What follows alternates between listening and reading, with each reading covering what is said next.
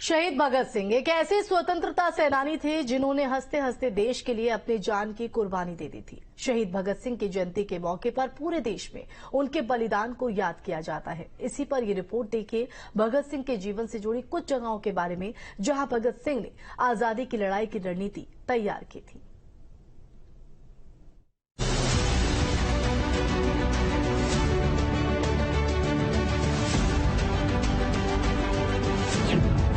राख का हर कण मेरी गर्मी से गतिमान है। मैं एक ऐसा पागल हूं जो जेल में भी आजाद है। ये लफ्ज शहीद आजम भगत सिंह के हैं, जो ये भी कहते हैं कि जिंदगी तो अपने दम पर ही जी जाती है, दूसरों के कंधे पर तो सिर्फ जनाजे उठाए जाते हैं। अपने दम पर जिंदगी जीना कोई भगत सिंह से सीखे, जो देश के लिए 23 साल की उम्र में फांसी के फंदे पर लटक गए। उनकी शहादत ने आजादी की लड़ाई और अंग्रेजों को भारत छोड़ने के लिए करोड़ों युवाओं को प्रेरित किया।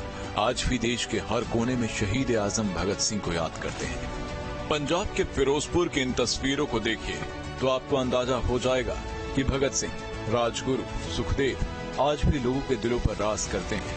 ये तस्वीरें फिरोजपुर के हुसैनी वाला शहीद भगत सिंह मार्ग हुई है। 8 अप्रैल 1929 का वो दिन जब ब्रिटिश हुकूमत के पैरों के नीचे से भगत सिंह ने जमीन खिसका दी। भगत सिंह ने सेंट्रल असेंबली में बम फेंककर अंग्रेजों को बता दिया था कि वो झुकने वाले नहीं हैं। लेकिन क्या आप जानते हैं कि ये बम बनाया कहाँ गया था? दरअसल दिल्ली से सटे ग्रेटर नोएडा के एक गांव नलगढ़ा में इस बम को तैयार किया गया था। भगत सिंह, सुखदेव, राजगुरु यहीं से जंग की रणनीति तैयार करते थे। हम इस समय मौजूद हैं यूपी के नोएडा में, जहां दिल्ली से सटे हुए नोएडा सेक्टर 145 नलगढ़ा गांव में, जहां शहीद भगत सिंह आकर यहां ट्रेनिंग लेते थे और यहां नदियां पार करके, और जो भीषण जंगल हुआ करता था उस समय, उस जंगल के द्वारा उन रास्तों को पार करने के बाद यहां आते थे और ट्रेनिंग लेते थे। आपको बता दें, जो जिले के देश के महाक्रांति की शरण स्थली होने का भी तमाम प्राप्त हुए थे, जिसमें नोएडा सेक्टर 145 जो नलगढ़ा गांव है, ये वही पत्थर है, इस बात का गवाह है, जहां अमर बलिदान भगत सिंह, सुखदेव और राजगुरु आजाद हिंद फौज में रहे और कर्नल सिंह के यहाँ कई सालों तक छिपे रहे। नलगढ़ा गांव में क्रांतिकारियों ने बम तैयार कर 8 अप्रैल 1929 को नई दिल्ली में ब्रिटिश हुकूमत की तत्कालीन सेंट्रल असेंबली के सभागार में फेंके थे बम, जहां आकर देश के महान क्रांतिकारी अंग्रेजों के खिलाफ आंदोलनकारियों ने रणनीति भी तैयार की थी। इस नलगढ़ा गांव में सिख समुदाय के 15 परिवार रहा करते थे। आज भी इस गुरुद्वारे में उस पत्थर को रखा गया है जिसकी मदद से सेंट्रल जेल में फेंका गया बम तैयार किया गया था। ये जितने भी क्रांतिकारी हुए, शहीद भगत सिंह से लेके सुभाष चंद्र बोस तक यहीं पे आके रहते थे। ये पूरा एक तरह का चारों तरफ जंगल था। एक तरफ हिंडन नदी पड़ती थी, एक तरफ जमुना पड़ती थी, तो उनके लुकने के लिए बहुत अच्छी जगह थी। और जितनी भी प्लानिंग करते थे यहीं पे रह के प्लानिंग करते थे। जो असेंबली में बम फेंका गया था और एक ट्रेन में भी फेंका था, तो ये यहीं पे बनाया गया था। आपका जीवन तभी सफल हो सकता है जब आपका निश्चित लक्ष्य हो और आप उनके लिए पूरी तरह समर्पित हो। जंग आजादी के इस इतिहास में भगत सिंह ने पूरी तरह अपने आप को देश के लिए समर्पित कर दिया था। उनकी इस लाइन और आजादी की लड़ाई का गवाह यूपी का सहारनपुर भी रहा।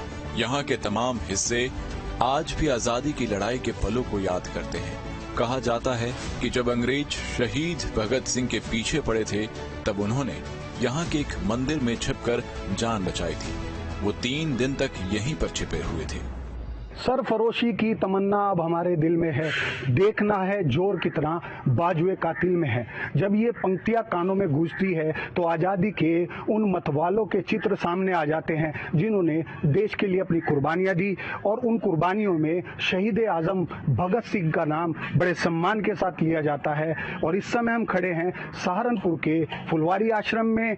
ये वही स्थल है जब लाहौर के अंदर सैंडर्स की हत्या करने के बाद शहीद आजम भगत सिंह बचते बचाते हुए, छुपते छुपाते हुए सहारनपुर के इस फुलवारी आश्रम में पहुंचे थे और यहाँ पर मंदिर के ऊपर गुफा के अंदर 3 दिन तक वो छिपे रहे थे। जब अंग्रेजों का सर्च जो है धीरे धीरे कम हुआ तो उसके बाद यहाँ से निकलकर पंजाब की तरफ कूच कर गए थे। इसी के साथ साथ नमक आंदोलन जो तोड़ा गया उसके लिए भी फुलवारी आश्रम बड़ा मशहूर है, क्योंकि यहीं पर उस जत्थे का स्वागत किया गया था जो 10,000 लोग नमक आंदोलन के खिलाफ मुहिम में उस जत्थे के अंदर शरीक होकर सहारनपुर के लिए कूच किया था और 10,000 लोगों की भारी भीड़ को देखकर अंग्रेजों के पसीने छूट गए थे। वो 3 दिन तक यहीं पर छिपे हुए थे। साल 1928 में लाहौर में सैंडर्स को मारने के बाद सरदार भगत सिंह अंग्रेजी फौज से बचते हुए आश्रम पहुंचे थे। भगत सिंह सहारनपुर आते जाते रहते थे और इसलिए ही उन्होंने एक बम बनाने की फैक्ट्री सहारनपुर में स्थापित की। ऐतिहासिक फुलवारी आश्रम आजादी की लड़ाई में अहम भूमिका के लिए जाना जाता है।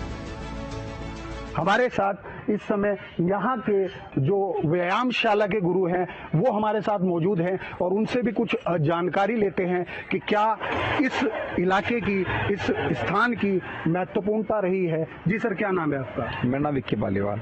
विक्की जी, शहीद आजम भी यहाँ आए, 3 दिन तक गुफा में ठहरे थे और आंदोलनकारियों के लिए, क्रांतिकारियों के लिए यह स्थल बड़ा महत्वपूर्ण रहा है। क्या खासियत है इसकी? इसकी खासियत यह है कि यहाँ पर जिस समय शहीद आजम भगत सिंह जी रहे हैं तो यहाँ पे जो आगरा की जो असेंबली थी जहाँ बम फेंका गया था तो उसी की जो वहाँ पे बम फैक्ट्री थी वो हमारी मंडी समिति रोड जनपद सहारनपुर शिफ्ट करने का कार्य किया गया और उसी फैक्ट्री के बनाए हुए बम से उस असेंबली में विस्फोट किया गया।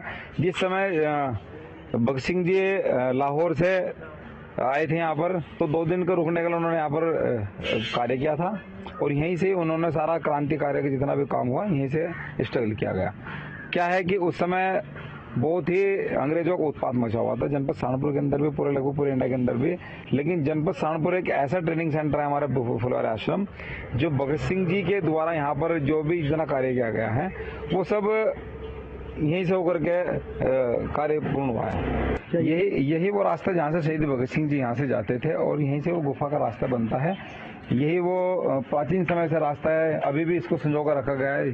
पूरा ही यहाँ पर जो देख रेख होती है सब आपस में मिलजुल कर करते हैं, सभी लोग करते हैं और इसी रास्ते आपको मिलेगा चलूंगा भी जो गुफा का रास्ता है। यही वो रास्ता है जहाँ से शहीद आजम लॉर्डर्स की हत्या करने के बाद लाहौर से छिपते छिपाते हुए सहारनपुर आए थे और इन्हीं सीढ़ियों से वो ऊपर की तरफ गए थे और ऊपर बताया जा रहा है कि एक गुफा है, उस गुफा के अंदर छिपकर अंग्रेजों से बचने का काम किया था और 3 दिन तक वो यहाँ पर छिपे हुए थे। भगत सिंह ने एक बार कहा था कि प्रेमी, पागल और कवि एक ही चीज से बने होते हैं। भगत सिंह के लिखे कई लेख आज भी युवाओं को जिंदगी जीने के लिए सलीके सिखा रहे हैं। यही वजह है कि आज भी देश शहीद आजम भगत सिंह को याद करता है। Team news state.